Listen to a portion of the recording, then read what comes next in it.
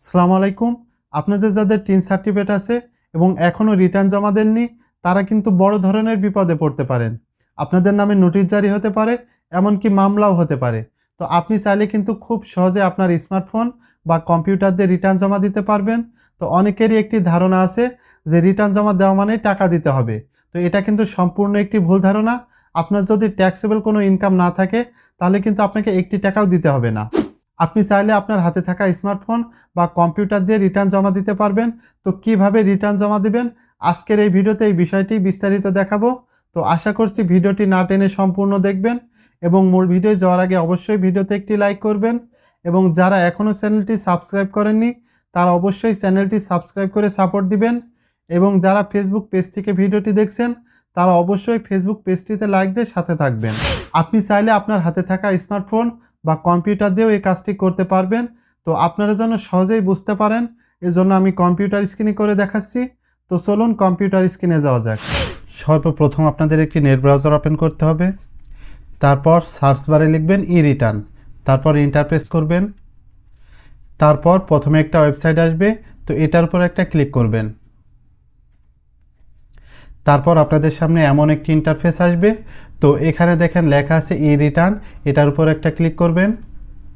তারপর আপনাদের সামনে এমন একটি ইন্টারফেস আসবে।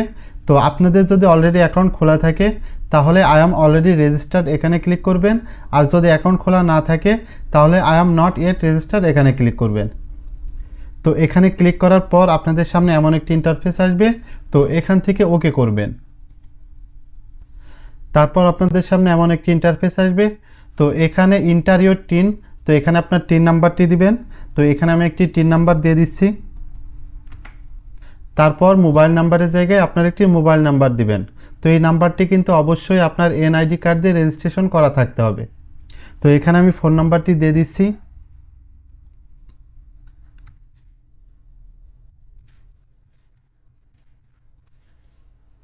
তারপর দেখেন পাশে একটা ক্যাপচা আছে, তো এই ক্যাপচাটা এখানে টাইপ করতে হবে। তো আমি এখানে টাইপ করে দিচ্ছি।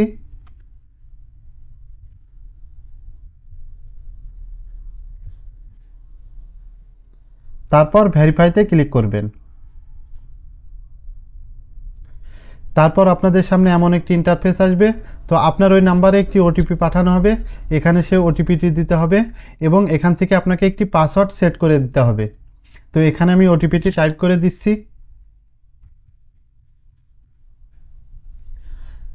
ওটিপি দেওয়ার পর এখান থেকে পাসওয়ার্ড সেট করে দিতে হবে। তো পাসওয়ার্ডটা কিন্তু অবশ্যই 8 ক্যারেক্টারের হতে হবে এবং ছোট হাতের অক্ষর থাকতে হবে, বড় হাতের অক্ষর থাকতে হবে, এখানে নাম্বার থাকতে হবে এবং স্পেশাল ক্যারেক্টার অর্থাৎ চিহ্ন থাকা লাগবে। তো আমি এখান থেকে এমন একটি পাসওয়ার্ড সিলেক্ট করে দিচ্ছি।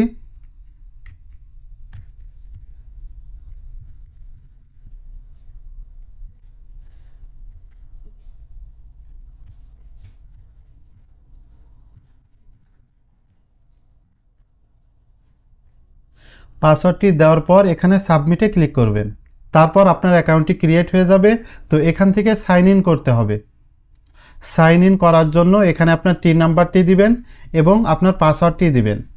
তারপর দেখেন পাশে একটি ক্যাপচা আছে, তো এখানে সেই ক্যাপচাটা টাইপ করতে হবে। তো এখানে আমি টাইপ করে দিচ্ছি। তারপর সাইন ইনে ক্লিক করবেন। তারপর আপনাদের সামনে এমন একটি ইন্টারফেস আসবে। তো এটা স্ক্রল করে হালকা নিচে যাবেন, যাওয়ার পর সেভ অ্যান্ড কন্টিনিউতে ক্লিক করবেন। তারপর আপনাদের সামনে এমন একটি ইন্টারফেস আসবে। তো এখান থেকে আপনাকে জিরো রিটার্ন সাবমিট করার জন্য পাশেই দেখেন আছে রেগুলার ই রিটার্ন, এখানে একটি ক্লিক করবেন। তারপর আপনাদের সামনে এমন একটি ইন্টারফেস আসবে। তো এখান থেকে কিন্তু ধাপে ধাপে আপনাকে এই ফর্মটি খুব ভালোভাবে পূরণ করতে হবে। তো প্রথমেই দেখেন এখানে আছে রিটার্ন স্কিম। তো এখানে সেলফ অর্থাৎ আপনি যেহেতু ব্যক্তিগত রিটার্ন জমা দিবেন এজন্য এখানে সেলফই থাকবে। তারপর নিচে আছে অ্যাসেসমেন্ট ইয়ার, তো এখানে এটা অলরেডি থাকবে, এখান থেকে কোনো পরিবর্তন করার দরকার নাই। তারপর ইনকাম ইয়ার, তো এখানে অলরেডি কিন্তু সেট আপ করা থাকবে, তো এখান থেকে কোনো তথ্য পূরণ করবেন না।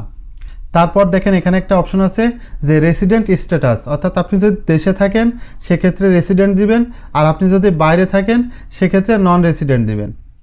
তারপর দেখেন নিচে একটা অপশন আছে ট্যাক্স এক্সাম্পট ইনকাম, তো এখান থেকে এটা নো করবেন, অর্থাৎ আপনার যদি ট্যাক্সেবল কোনো ইনকাম না থাকে তাহলে এখান থেকে নো করবেন। আজ আমি আপনাদের দেখাবো যে কিভাবে জিরো রিটার্ন সাবমিট করবেন। তো এখান থেকে এটা নো থাকবে।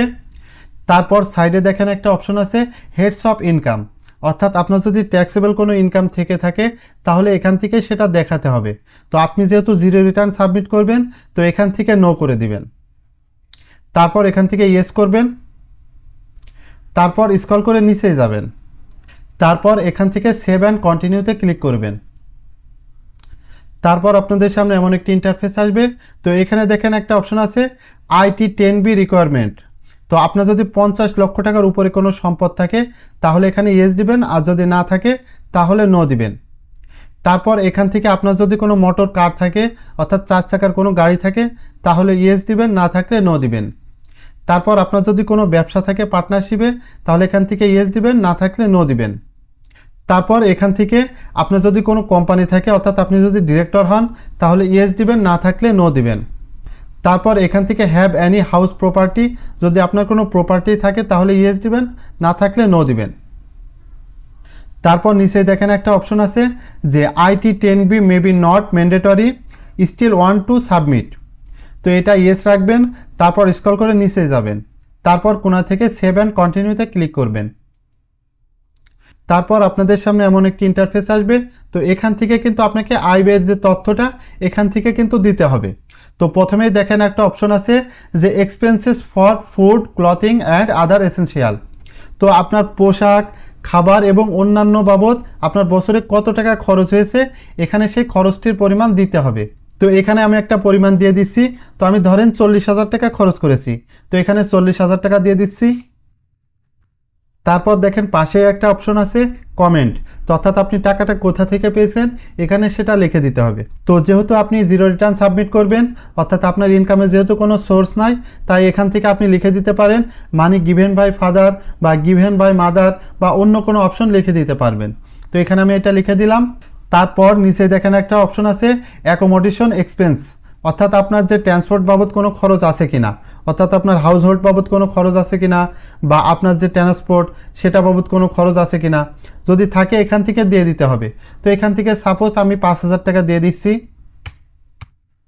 সেমভাবে পাশের কমেন্টের জায়গায় আপনি তথ্য দিয়ে দিবেন যে এই টাকাটা কোথা থেকে পেয়েছেন। তো এখানে আমি লিখে দিচ্ছি। তারপর স্ক্রল করে নিচে যাবেন। তারপর দেখেন এখানে একটা অপশন আছে যে এডুকেশন এক্সপেন্স, অর্থাৎ আপনার শিক্ষা বাবদ কত খরচ হয়েছে। তো বছরের শিক্ষা বাবদ কত খরচ হয়েছে এখানে দিয়ে দিবেন। তো সাপোজ এখানে আমি 20,000 টাকা দিয়ে দিচ্ছি। সেমভাবে পাশে কমেন্টের জায়গায় যে আপনি এই টাকাটা কোথা থেকে পেয়েছেন সেটা দিয়ে দিবেন। তো এখানে আমি দিয়ে দিচ্ছি। সব থেকে ভালো হয় যে আপনি যদি এটা দেন যে গিভেন বাই ফাদার বা গিভেন বাই মাদার, এমন একটা অপশন দিলে সব থেকে বেশি ভালো হয়। তারপর স্ক্রল করে নিচে যাবেন। তারপর দেখেন এখানে একটা অপশন আছে অ্যানি আদার এক্সপেন্সেস। তো এখান থেকে আপনার যদি অন্যান্য কোনো খরচ থাকে তাহলে এখানে সেই খরচ দিয়ে দিবেন। তো এখানে আমি 2,000 টাকা দিয়ে দিচ্ছি। সেমভাবে এই টাকাটা কোথা থেকে পেয়েছেন তো এটা দিয়ে দিবেন। তো এখানে আমি দিয়ে দিচ্ছি যে মানি গিভেন বাই ফাদার। তারপর দেখেন নিচে দুইটা অপশন আছে, তো এখানে 0 করে দিবেন। তারপর সেভ অ্যান্ড কন্টিনিউতে ক্লিক করবেন।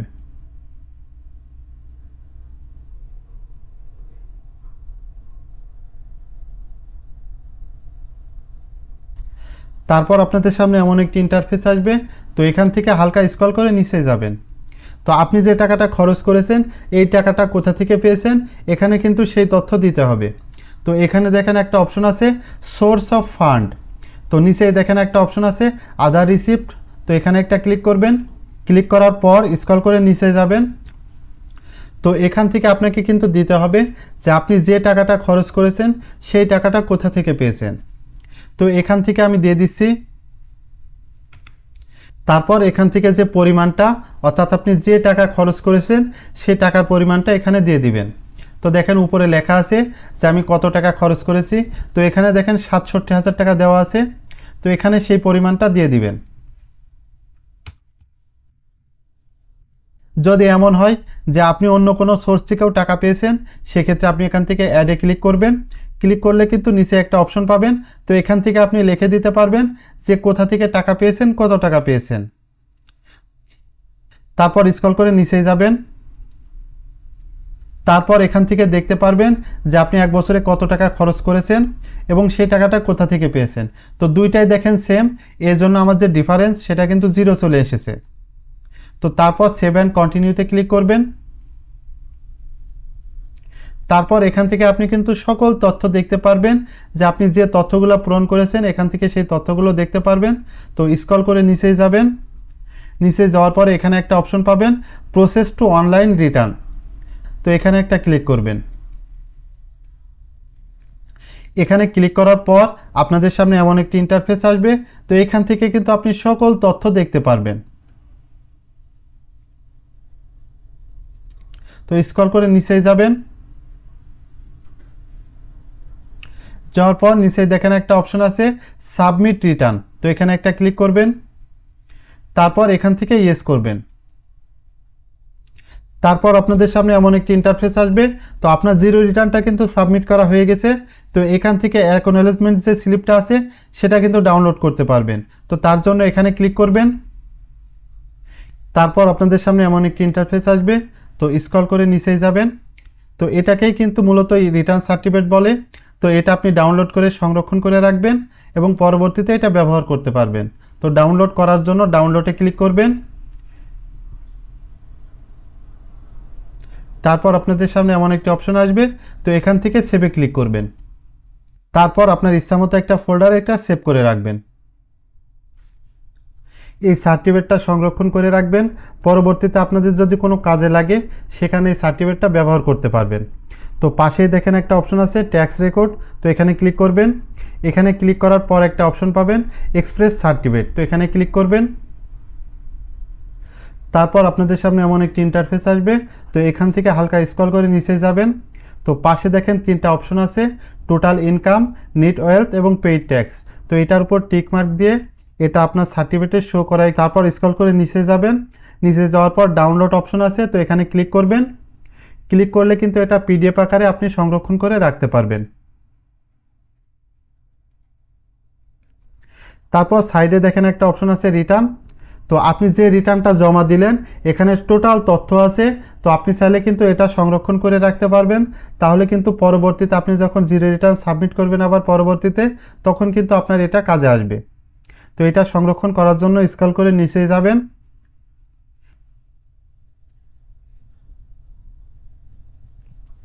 তারপর নিচেই প্রিন্ট একটা অপশন পাবেন। তো এটা প্রিন্ট করে কিন্তু সংরক্ষণ করে রেখে দিতে পারেন। তাহলে কিন্তু পরবর্তীতে আপনি যখন আবার জিরো রিটার্ন সাবমিট করবেন তখন কিন্তু আপনার এটা কাজে আসবে। তো এখান থেকে প্রিন্টে ক্লিক করবেন। তারপর আপনাদের সামনে এমন একটি ইন্টারফেস আসবে। তো এখান থেকে সেভ করে আপনার ইচ্ছামতো যে ফোল্ডারে রাখতে চান এটা কিন্তু সেখানে রাখতে পারবেন। তো আজকের ভিডিওটা এই পর্যন্তই ছিল। তো এভাবেই কিন্তু খুব সহজেই কিন্তু আপনি ঘরে বসেই জিরো রিটার্নটি সাবমিট করতে পারবেন। তো এভাবেই কিন্তু খুব সহজে আপনি রিটার্ন জমা দিতে পারবেন। তো ভিডিওটি কেমন লাগলো অবশ্যই কমেন্ট বক্সে জানাবেন এবং যারা এখনও ভিডিওতে একটি লাইক করেননি তারা অবশ্যই ভিডিওতে একটি লাইক করবেন এবং যারা এখনও চ্যানেলটি সাবস্ক্রাইব করেননি তারা অবশ্যই চ্যানেলটি সাবস্ক্রাইব করে সাপোর্ট দিবেন। দেখা হবে আগামী নতুন কোনো ভিডিওয়। সেই পর্যন্ত সবাই ভালো থাকবেন, সুস্থ থাকবেন। আসসালামু আলাইকুম।